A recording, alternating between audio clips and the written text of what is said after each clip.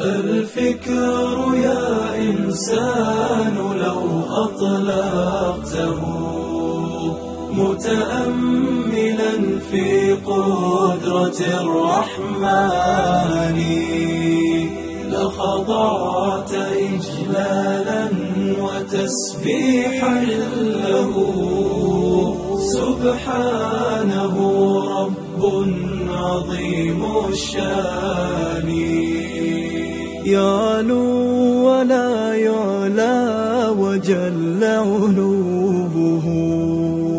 وصفاته كملت بلا نقصان سلطانه باق ويبقى ملكه هذا ويفنى كل ذي سلطان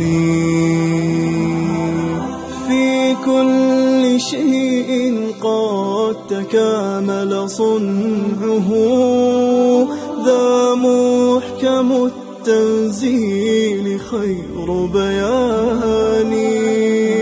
قد عم أرجاء الفضاء بآيه انظر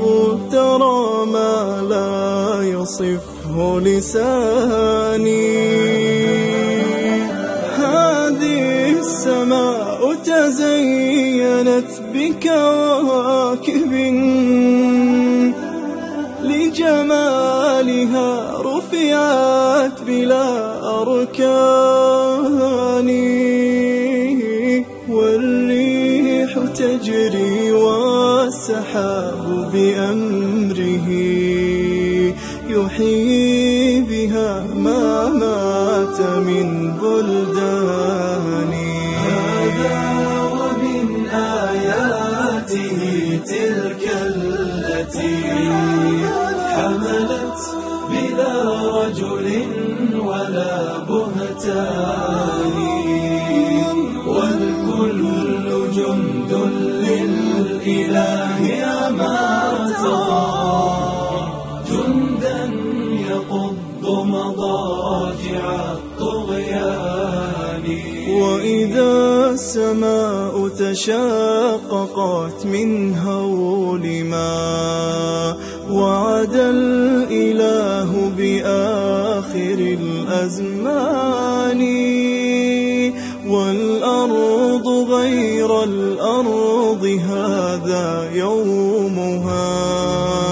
وجبالها نسفت أمام عياني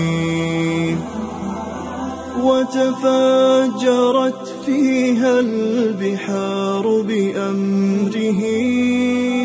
هذا ووصف الوعد